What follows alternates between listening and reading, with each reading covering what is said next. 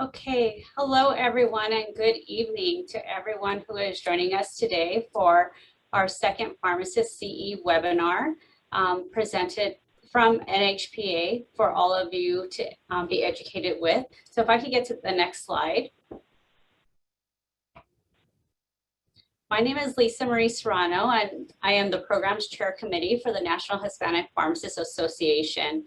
And I'm here today just to give you a brief introduction about NHPA and remind you why we are here as an organization, as well as here for the Hispanic population. But even before I touch on that, I do want to cover some housekeeping things.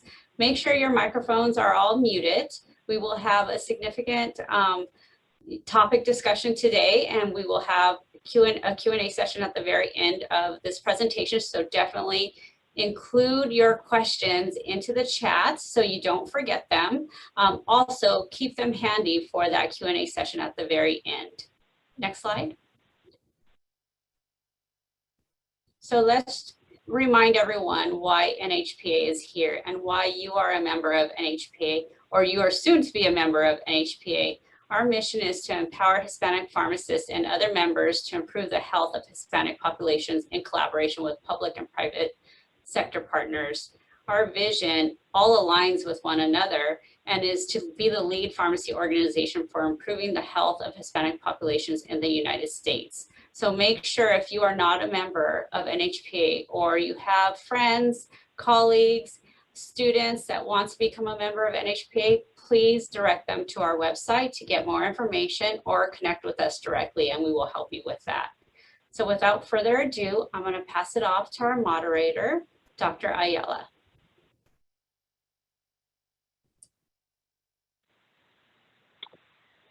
Next slide, please. Next slide. Thank you. Good evening, everyone. My name is Jerry Ayala, District Leader for CVS Health. I hope everyone's had a great day today, and thank you for, again, joining us this evening discussing pharmacists addressing cardiovascular diseases in the Hispanic or LatinX populations. Before we begin, I do want to disclose that no one in a position to control content has any relevant financial relationships to disclose. Today, Dr. Diana Vore will be discussing cardiovascular prevention in the LatinX populations, and Dr. Robert Mueller will be following, covering cardiovascular disease and Latinx population with a focus on heart failure and consideration for pharmacists. After the presentation, we'll be addressing any Q&A. So while we're absorbing this information that we're about to present, start thinking on some questions you might have for topics discussed today. With that being said, I'm excited to start this presentation. I'll kick it over to Dr. DeVore for cardiovascular prevention in the Latinx population. Hi, everyone. It's a pleasure to be here with everyone today. Just a little bit about me. I'm a phase pharmacist at Kaiser, and I currently help manage about 1,100 Spanish-speaking patients with uncontrolled diabetes, heart disease, blood pressure, and cholesterol. Next slide. I do not have any financial relationships relevant to the content of this presentation. A little bit overview what I'm going to be talking about: review epidemiology of heart disease in the Latino population, summarize interventions in to prevent cardiovascular disease in the Hispanic population, and describe challenges and what can be done for the management of dyslipidemia in the Hispanic Latino patients. Next slide. So what I do as a primary care pharmacist at Kaiser, as I mentioned, I'm a phase pharmacist, which stands for preventing heart attacks, and strokes every day, which includes the management of diabetes, blood pressure, and dyslipidemia, which we'll take a closer look at. Next slide. So this is a little bit of background, what I found on the CDC. As we can see here, heart disease is up there in terms of a leading cause of death. So it's important to take a closer look, as we'll see. Next slide. So in the US, prevalence of overweight is higher in the Hispanic Latino compared to non-Hispanic whites. Data from the Centers of Disease Control back in 2007, 2009 showed type 2 diabetes is twice as high in Hispanic Latinos compared to non-Hispanic. People with type 2 diabetes actually have 2 to 4-fold increased risk of cardiovascular disease. Evidence suggests that the LatinX population is often undertreated and less likely to achieve blood glucose goals and blood pressure and lipid levels. And we'll take a look at why. Next slide. So this is another slide I found on the CDC website, which shows, as you can see here, heart disease, cancer, blood pressure, and is actually a little bit lower in Hispanic. But what you will see that is actually higher is that the blood pressure is less likely to be controlled. And this also goes with diabetes management as well. Next slide. So interventions to prevent cardiovascular disease in the Hispanic Latino population. So encourage a heart healthy lifestyle to reduce the risk of cardiovascular disease. So I encourage my patients to exercise regularly, eat healthy, reduce weight, quit smoking if they do, manage blood cholesterol to reduce the risk of heart attacks and strokes and cardiovascular complications. I do this by using a ASCVD risk calculator. And then I start patients on a statin if they have diabetes and are between the ages of 40 and 75. I also identify and address safety, efficacy, and barriers to cholesterol treatment. And those include cost of labs, cost of medications, and things like that. Next slide. So hypercholesteremia, which is high cholesterol, is known as a risk factor for cardiovascular disease. There is extensive evidence showing that lowering cholesterol levels by using a statin will help prevent heart attacks and stroke. This is just a busy slide, but I just want to focus on the circle that is highlighted here, the HMG-CoA. Statin actually works by and reversibly inhibiting this enzyme, therefore decreasing LDL cholesterol production in the liver. And therefore, if you have decrease of LDL cholesterol, you're going to have less buildup of cholesterol in your arterial walls. Next slide. So statin benefits in cardiovascular prevention. Here's just an overview, just an idea. So clinical ASCVD, which is a tool used to help guide specific recommendations. So if someone has basically an ASCVD, which includes like a heart attack or stroke in the past, they automatically should be on a statin. And as you can see here, maximally tolerated.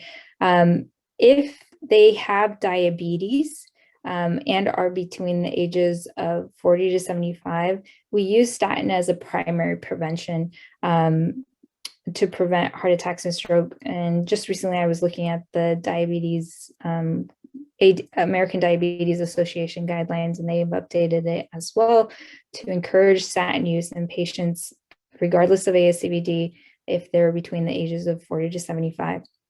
Now, if they have an ASCVD risk calculator of greater than 7.5, then a high intensity statin is used. Higher than 20% and a high intensity statin is used. So these are just markers, just an overview of what I use in clinical practice. Next slide. So as I mentioned, most of my patients are patients with type 2 diabetes, adults aged 40 to 75, regardless of estimated tenure. ASCVD moderate intensity is recommended if a patient is 40 to 75 and LDL is greater than 70, along with the ASCVD risk greater than 7.5, then a high intensity statin is recommended. If they're greater than 75, then it varies case by case. Next slide. So some statin therapy lowering. So high intensity statin lowers the cholesterol level by 50%, As you can see here, atorvastatin 80 milligrams, Rasuva 20 milligrams is considered high. Moderate intensity lowers the cholesterol level by 30 to 49%. And if you're using a low intensity statin, then it lowers it less than 30%. Next slide. So some things that I use in clinical practice, this is a little bit different than what I use at Kaiser, but I found this online just to share with others. And that can be a useful tool if you're speaking with a patient and trying to show them a picture beneficial of statin. So this is a calculator that is available to everyone, and it's using the ACCHA guidelines, ASCVD. So basically it asks the question if the patient has a history of prior heart attack. So this is just an example. No, for this patient, they're age 63, male, and they'll give you a population group, Y or other. If they smoke, diabetes, treated systolic blood pressure, let's say they're on blood pressure medication, and then you indicate their last systolic blood pressure with the recent lab results of LDL and total cholesterol. Next slide. So if they don't take a statin, this picture helps the patient see 52% chance of increased risk of having a heart attack and stroke. If this patient takes the high intensity statin, it reduces their level by at least 21%. So 21 people will be saved by having the statin. So I use a similar model at Kaiser, and I've seen it effective in terms of helping our Latino Spanish speaking patients have a picture to help them see how a cholesterol medication can help using these tools and provided by the guidelines. Next slide. So medication side effects. So some common drug-drug interactions I see in practice is that if a patient is prescribed a statin and they're on a blood pressure medication, let's say amlodipine, if they are on simvastatin 20, then it's at risk for muscle pain or other side effects. So I always have to, make sure to address this and change the statin medication. Statin associated muscle symptoms. So if I initiate statin, I also want to address, are they having any muscle pain, cramps? If that is so, then, lowering the dose and reassessing in 4 weeks. Also monitor the liver enzymes prior to initiating statin. Monitor the lipid panel every 4 to 12 weeks after starting a statin or adjusting the dose, and then stop a statin if the woman desires pregnancy or is pregnant. Next slide. Sorry, next slide.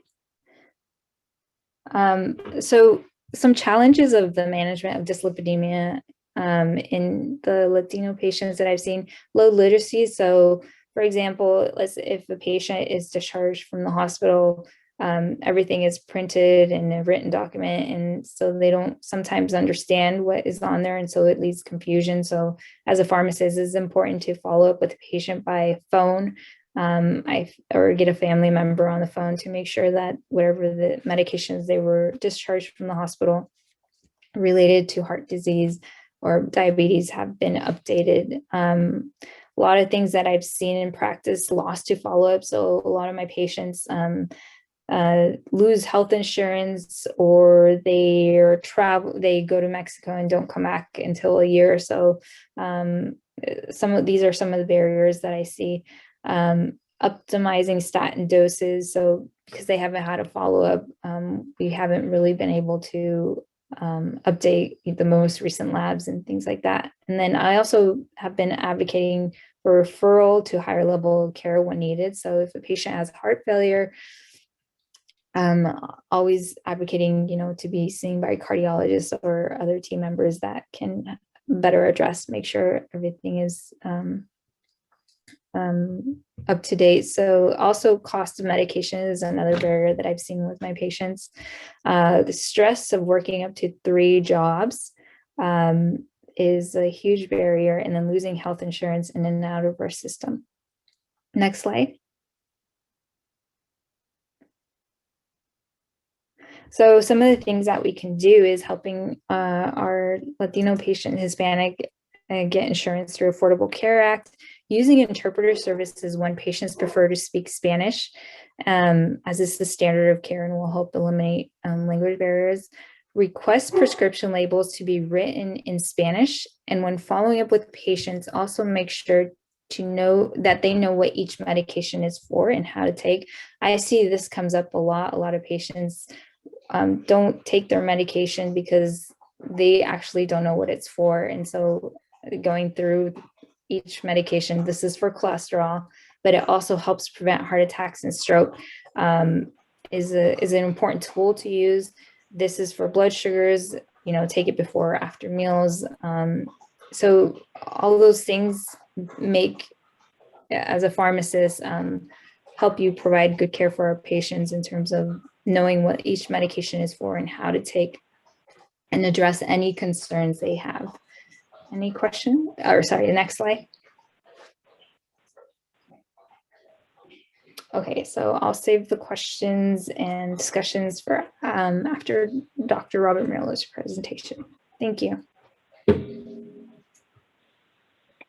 And now we'll present Dr. Robert Mueller on cardiovascular disease in Hispanic Latino populations with the focus on heart failure and considerations for pharmacists.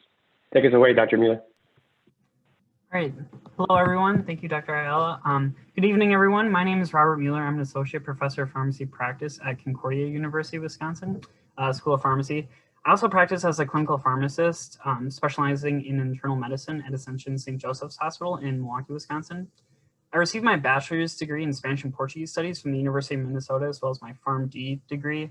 I also have several years of experience using my Spanish language skills in the community, ambulatory, and inpatient hospital settings. I'm a certified Spanish interpreter at my hospital site, which serves a predominantly predominantly underserved population with a significant Spanish-speaking population. And at Concordia, I developed and teach an elective course on medical Spanish for pharmacists. So it's an honor to be with you all tonight and to talk about this important topic. So without further ado, we can dive right in. Next slide, please. I have nothing to disclose for this presentation. Next slide, please. Here are my learning objectives: to recall the need for cardiovascular disease management in Hispanic and Latino patients, to summarize various initiatives or interventions relevant to the prevention or management of cardiovascular diseases in Hispanic Latino patients, and then also describe several challenges and considerations for the management of heart failure in Hispanic and Latino patients. Next slide, please. Now, I want to start off with 3 disclaimers. First, you'll hear the pan-ethnic terms of Hispanic and Latino throughout my presentation tonight.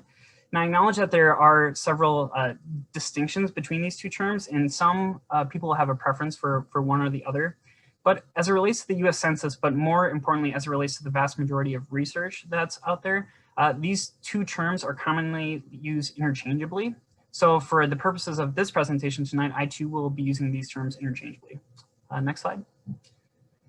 So second, cardiovascular disease within the Hispanic Latino population is a challenging topic to talk about because the literature is actually quite limited because the patient population is very underrepresented in research studies. Next slide. According to the 2019 US Census Bureau estimates, there are about 60.5 million Hispanics living in the United States, which represents about 18.4% of the total US population. Yet, Hispanics, like other racial and ethnic minorities and women, are very underrepresented in research studies. It was actually only in 2007 that N. Haynes revised the sampling methodology to oversample Hispanic groups in general, not just Mexican Americans, as it was realized that Mexican Americans, while they have the highest numerical presence in the United States, might not actually be appropriate to extrapolate their data to other Hispanic groups. Next slide. Because Hispanics are an incredibly diverse, heterogeneous population, varying in race, ancestry, nativity, language, immigration status, cultural practices, dietary habits, socioeconomic status, etc. However, many Hispanics do share important features beyond just language, including socio-demographic factors such as familialism, personalism, and faith and spirituality. Next slide, please.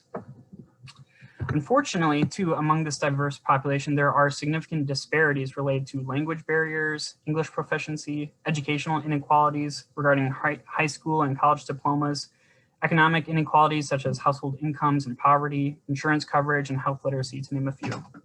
Next slide, please. Now, given today's topic, I wanted to narrow in on cardiovascular disease, and within that, I want to focus on heart failure, since that's where my clinical interest is and where the majority of my patient interaction at my current inpatient practice site is.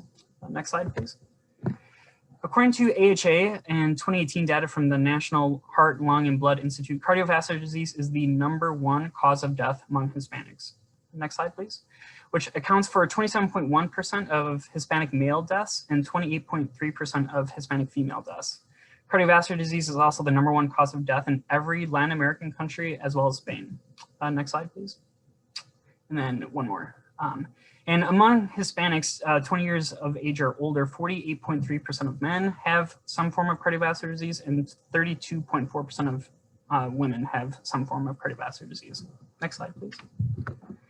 Heart failure is the 4th leading cause of hospitalizations and the leading cause of hospitalizations for cardiovascular conditions in the United States. And within Hispanics, the incidence of heart failure is 3.5 per 1,000 person years versus 2.4 in non-Hispanic whites. A multi-ethnic cohort study on heart disease found that Hispanics have the 2nd highest risk of developing heart failure after African Americans. Next slide, please. As mentioned previously, most epidemiological studies included primarily Mexican Americans. However, heart failure prevalence can vary between Hispanics of different nationalities. Next slide, please. Hispanics also have a higher readmission rate at both the 30-day and the 1-year point. Next slide, please. However, this is believed to be due primarily to underlying determinants of health rather than a specific genetic or physiological difference between Hispanics and non-Hispanic patients. Next slide, please. Now we'll talk briefly about risk factors. Next slide, please. According to the HCHS SOUL study, which is the largest, most comprehensive long-term study of health and disease in Hispanics living in the United States, which looked at 16,000 Hispanics living in 4 different communities in the United States, it was discovered that 71% of Hispanic women and 80% of Hispanic men have at least one risk factor for cardiovascular disease. And when we consider some of the traditional risk factors for cardiovascular disease amongst Hispanics, the general results are not encouraging. Next slide. Because when compared with non-Hispanic whites, Hispanics have a higher rate of physical inactivity, obesity, lipid abnormalities, type 2 diabetes, all of which increase the risk for cardiovascular disease and can contribute to heart failure. Hispanics also have a higher prevalence of lower socioeconomic status and lower levels of education on average, as mentioned earlier. And while Hispanics don't actually have a higher prevalence of smoking, there is still a significant portion of the population that does smoke. And while Hispanics don't have a higher rate of hypertension, they do have a higher rate of being unaware of their hypertension diagnosis and a higher rate of being uncontrolled with their hypertension. Next slide, please.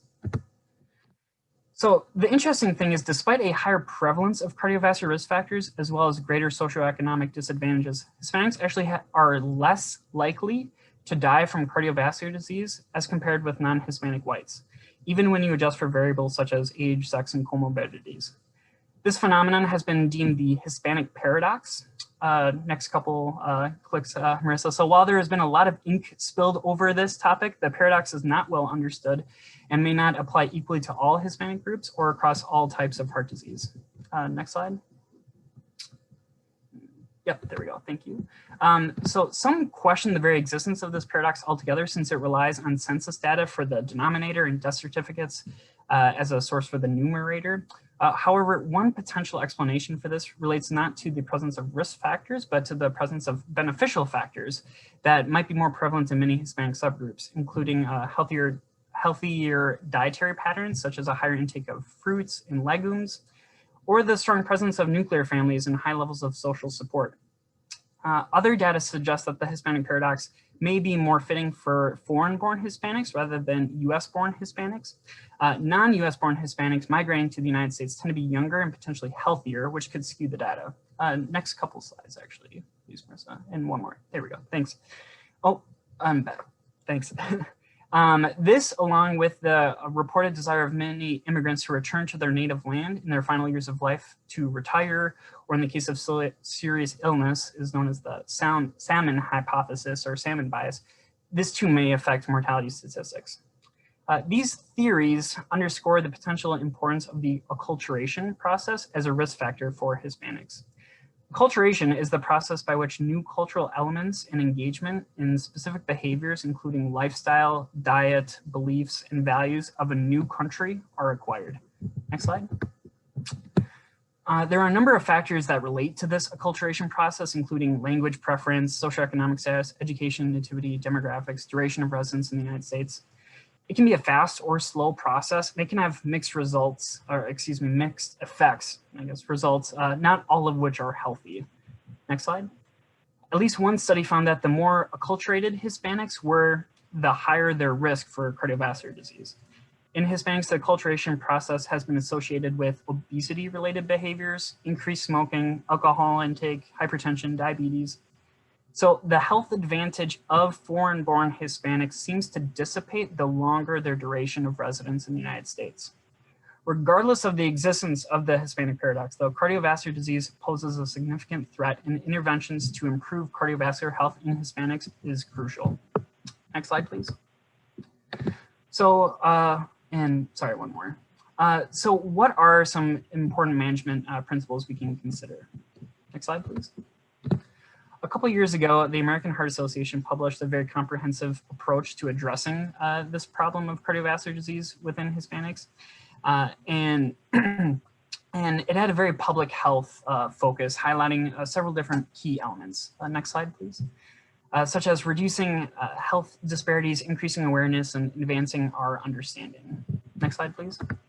But for the remainder of my presentation, I want to focus specifically on some management considerations for practicing pharmacists. So I want to consider them in 4 different groups: medications, therapeutic lifestyle changes, communication, and culture. Next slide, please.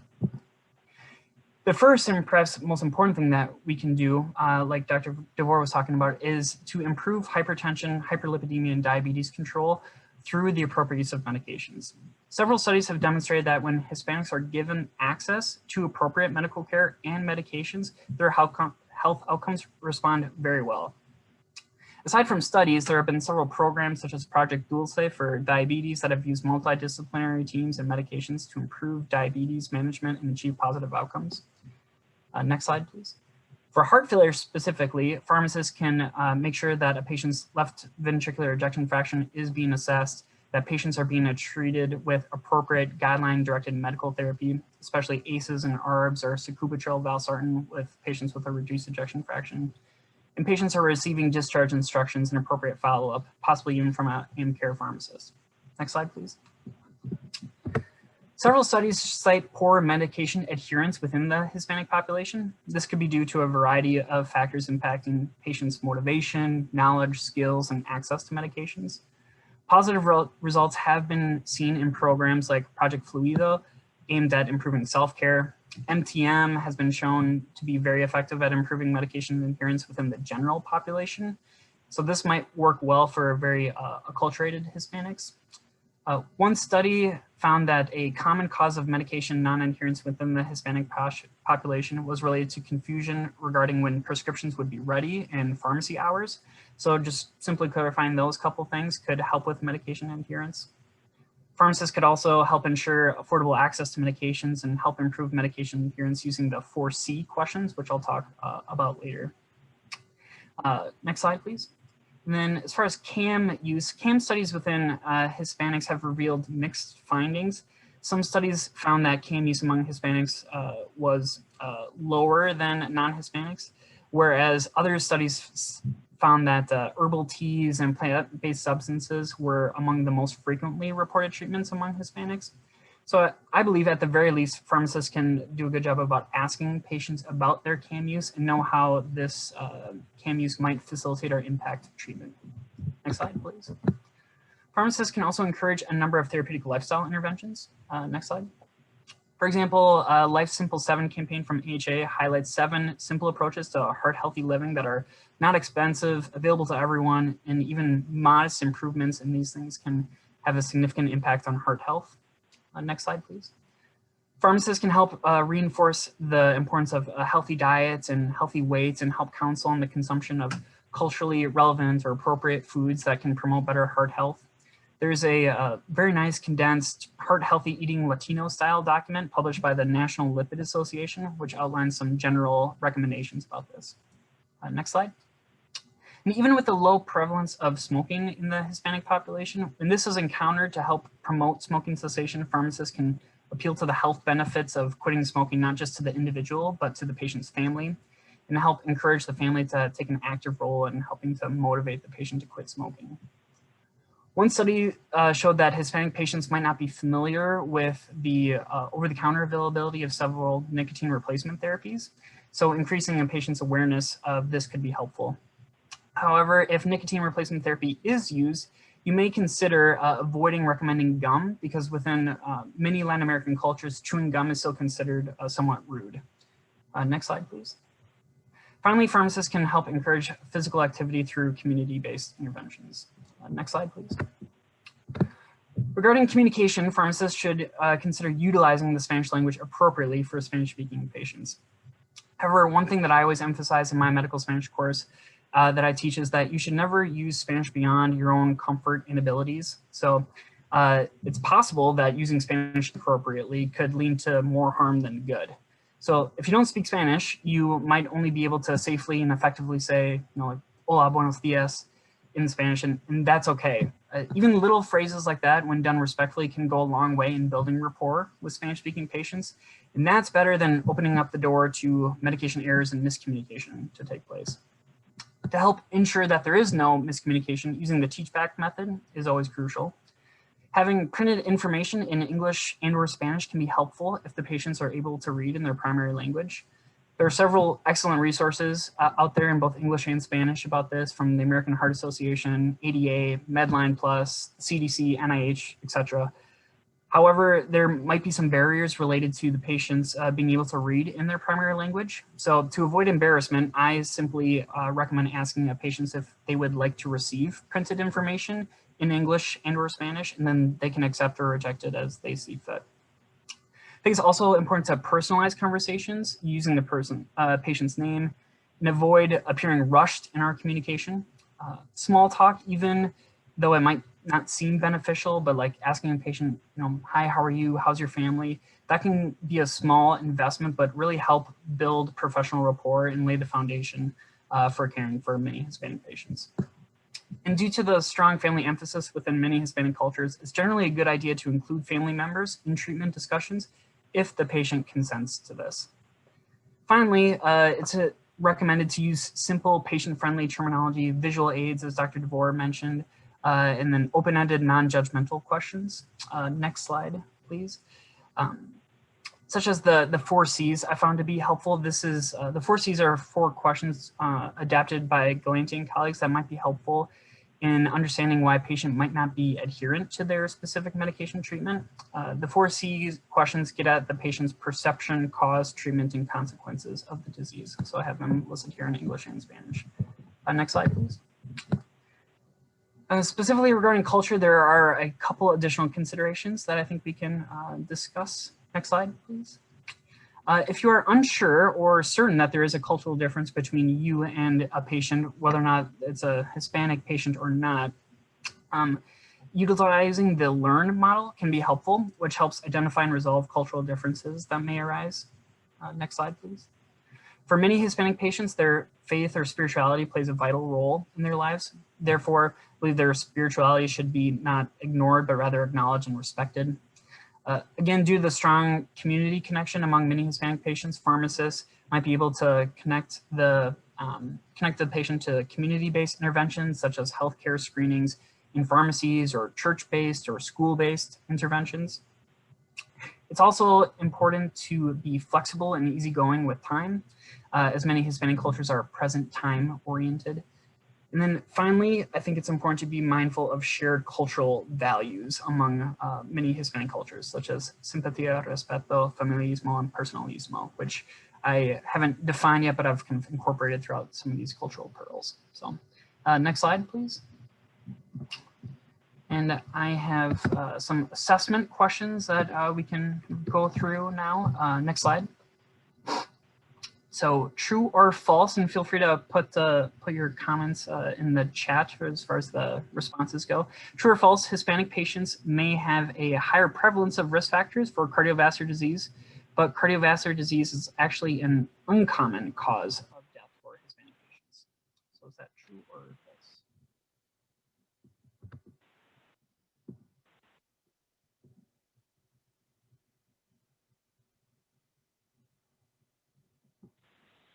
I see a couple truths here, and I wasn't trying to be tricky here. The devil's in the details here. So this is actually false. So the thing here is Hispanics, yes, do have a higher prevalence of risk factors for cardiovascular disease, but cardiovascular disease is actually the most common cause of death for Hispanic patients. So it's that Hispanic paradox there. Next slide.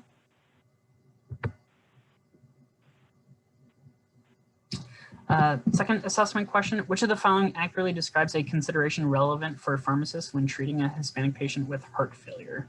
Is it A, medication directions should always be written in Spanish? B, the patient should be called daily to promote medication adherence? C, optimizing guideline-directed medical therapy should be pursued? Or D, patient information handouts on diet and exercise should be provided in both English and Spanish?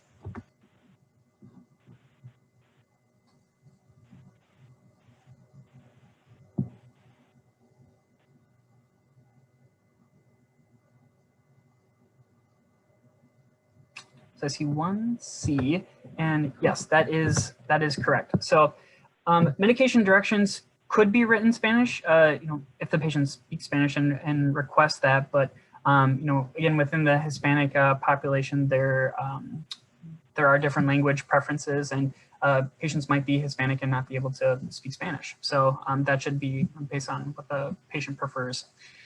Calling a patient daily is probably not feasible for pharmacists to do, but promoting medication adherence is generally something that we do want to try and facilitate. So using those 4 C's, or making sure that the patient knows about the medication or the pharmacy hours and prescription locations, as well as MTM. Those are several things that we can do to promote medication adherence.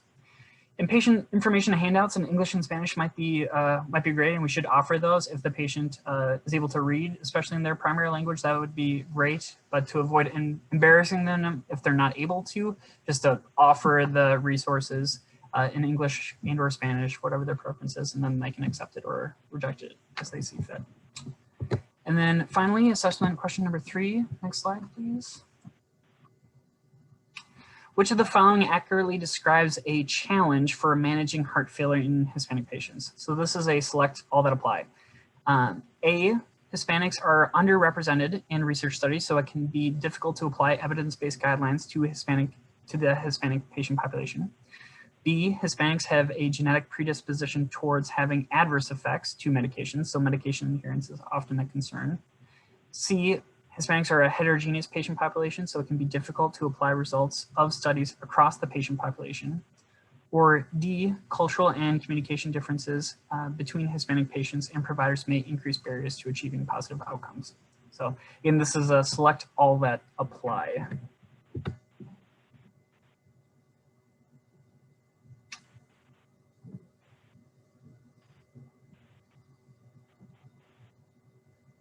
Great, so I'm seeing some A's, C's, and D's, and that is correct. So the false one, or the only one that is, I guess, not true, is B. So Hispanics do not have a genetic predisposition towards having adverse effects towards medications. Medication adherence, again, is a concern, but we don't believe that is related to genetics. That might, again, be language, cultural barriers, or access barriers, for example. So those are all of the assessment questions I have. And then I think after my gracias preguntas slide, I have all my references, but I can turn it over to Dr. Ayala, I believe, for the Q&A. So thank you, everyone. Yeah, I'll tie in a few kind of takeaways that I've had in the community setting, the retail settings. In CVS, we have pharmacies that have CVS EMAS stores. Now, if you know anything about CVS EMAS stores, we evolved on 2015 through Miami, Navarro pharmacies, raising awareness to the Hispanic population. And with that in mind, we wanted to stay true and local to our community. So Dr. Vore and Dr. Mueller mentioned communication, knowledge, socioeconomic status, and lower levels of education. And I can tell you firsthand, from a proportion of days covered, from a pharmacoeconomic standpoint, that's what I looked at when I was at the Pharmacist and Vets before we went to the business side, and learning how to impact the adherence. So full medications, full med recs. So complementary alternative medicine, these are all the barriers that you will see day to day in the community setting. Working in a border town myself, 10 minutes out, a few years ago, my first question is always, can you come back and bring me a bag of your medications? Because I need to see them firsthand. I understand the barriers. I'm also from Mexico myself, so I'm very in tune with the culture. So knowing how to ask the questions and how to pause when you lost your audience. I think Dr. Mueller said it, if you don't know how to communicate, pause, ask for an interpreter. Some of us that are in the community setting ask for someone who can communicate. But patients going to border towns, they don't communicate to their PCPs a lot of the times on what they're taking. So that's always top of mind for me when it comes to number one, our first interactions to say, get a baseline in the med rec. Adherence to medications, language barriers, health literacy. We talk about health literacy as a whole in the US, and I think we would all agree we have opportunity with health literacy. Take that further to a patient with English as a second language. How far below is that health literacy? These are all awareness that we need to be in tune, whether it's the community setting, ambulatory setting, clinical setting. We all need to know when to pause and learn how to read verbal and nonverbal body language. So I can tell you some experience, and I use my mama as an example. You ask her a question, she'll go like this to you, and then by the time she steps away, she might give me a call and say, I didn't really understand what the pharmacist told me. You might give me a breakdown of the medication. Thankfully, I'm her son, I can break that down to her, but that's one patient, right? We're talking as a whole and opportunities as a whole in the US. Knowledge how to understand your population, staying local to the communities. If you're a community pharmacy, staffing top of mind, right? Do we have the right key players to connect to a community? So again, verbal, nonverbal body language, and then piggybacking from a proportion of days covered. I'll give you a little story about myself. I've managed in the past 3 or 4 CVS EMOSs in the lower Rio Grande Valley area, South Texas, Austin, Texas area, and most recently in the Dallas-Fort Worth area. And all these pharmacies that I have the pleasure to serve the communities, starting off in a proportion of days covered from a community setting, which you have to understand, I was in about 92% Hispanic population in those communities, starting from a proportion of days covered, 60 to 65%, which you guys would agree that that's extremely low. In a span of about 2 to 3 months, which takes time from a 30-day fill and 90-day fill, and any type of alterations and adjustments our providers do, we were able to get that to above an 88%. Now, obviously, the goal is 100% all the time, but 88%, closing to 90%, that's a big win to our community. And it really just started with get to know your community, know how to communicate with them, and understand how to read the nonverbal body language, where you have to pause and say, my communication is not getting across. I'm going to lose this patient. That first interaction is always step one to gain trust in your community. So I just wanted to tie that in. And Dr. Serrano, if you have anything to add to that. No, I think that was great. I think we do have a question in the chat. I don't know if Dr. Ayala, if you want to. Yeah, I'll take that on. So questions. We had one question at the very top by Lalimar Havern. My prescribers don't typically lower the statin dose with amlodipine when I recommend it, unless the patient has muscle complaints. Have you seen any other negative effects with this combo, or how specifically do you talk to prescribers about it to influence those decisions? So the only time I've come across this, if a patient is prescribed a simvastatin greater than 20 milligrams or is on amlodipine 10 milligrams, I usually, send a message to the staff. There's drug possible studies have shown drug-drug interaction with this. It increases the level of simvastatin in blood levels. So the patient might seem like they're taking 40 milligrams. We can, I recommend changing it to atorvastatin, 10 milligrams if they're on the Simva 20, so it's a moderate intensity, is still to prevent, muscle pain or things like that. That's how I would approach it. In terms of if I see that interaction, I would just bring it up and prescribe a similar dose, but change the Simva to atorvastatin.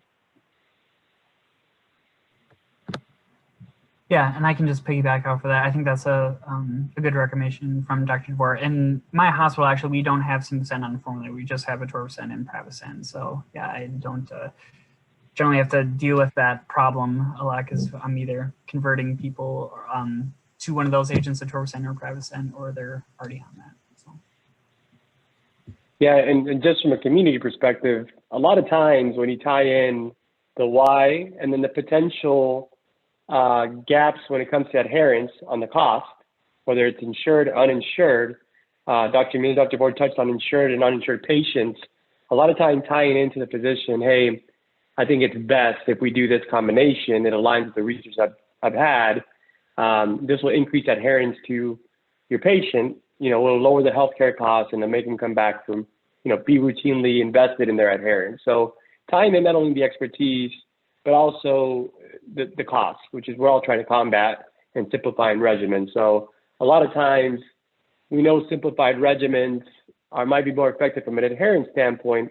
Then you cross the bridge and saying, if you split them up, might be more cost benefit analysis for the patient to get that in a generic brand. So it's not a one answer fits all. It's kind of thinking a little bit and using all your clinical skills, what's beneficial for the patient, the provider, and making a sound decision for the patient, always top of mind.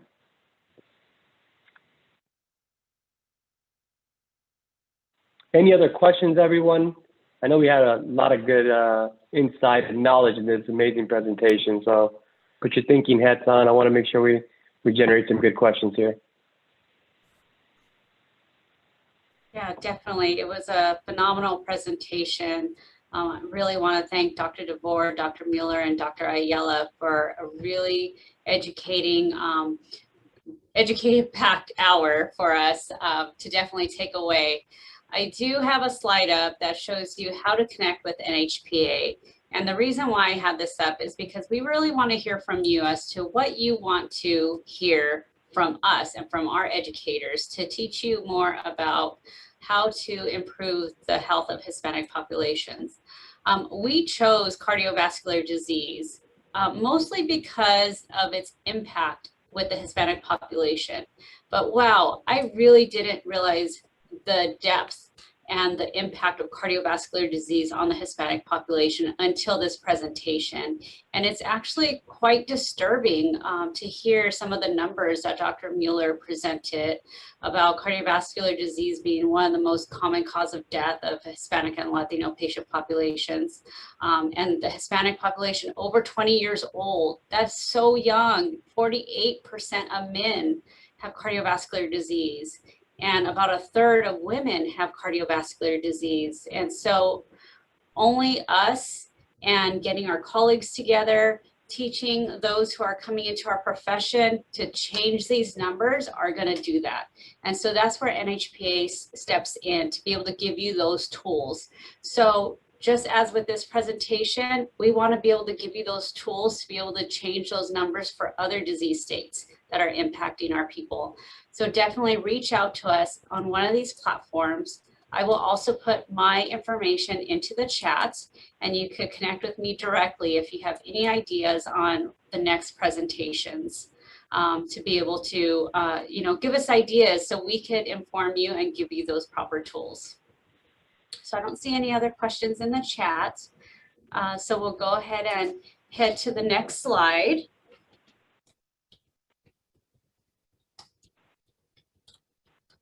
Okay, I just put my information into the chat, so please definitely connect with me. Also, please save the date for the next upcoming CE webinar that we have. We do have one in August, which is definitely another impactful disease state for the Hispanic population, and that's with mental health. Not just with mental health, across the board, but really looking at also COVID-19 and how that has impacted the Hispanic population, whether that's the loss of job, loss of family members, just the anxiety behind COVID-19, as well as making sure that we're able to reduce that negative stigma around it. That's in August, and in November, we're going to have the impact and management of diabetes, which is also a big player in, hurting our Hispanic population. We also have student pharmacist webinars. So if you have students that you are teaching, or you are involved with or you're a preceptor for, definitely ask them to connect with us and sit in on some of these webinars. These webinars are a little bit more interactive, where we have a Q&A discussion.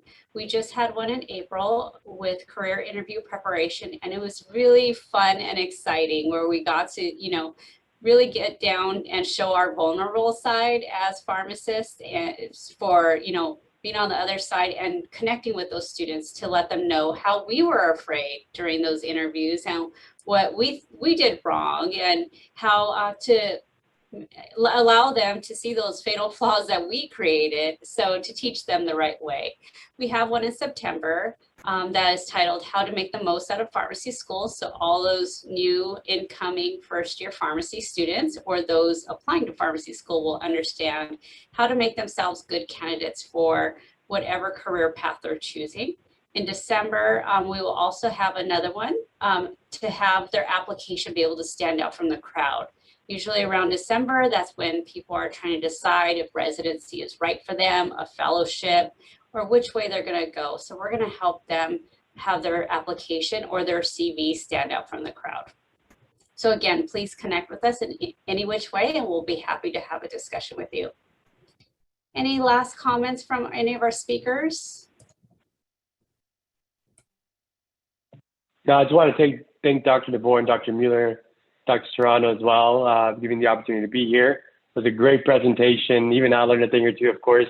You always learn, and on these populations, things change year to year. New data always comes out. So I appreciate you guys keeping everything top of mind. Thank you for the opportunity. Great. Thank you so much. Everyone have a great and safe day. Thank you, everyone. Good night. Thanks, everyone.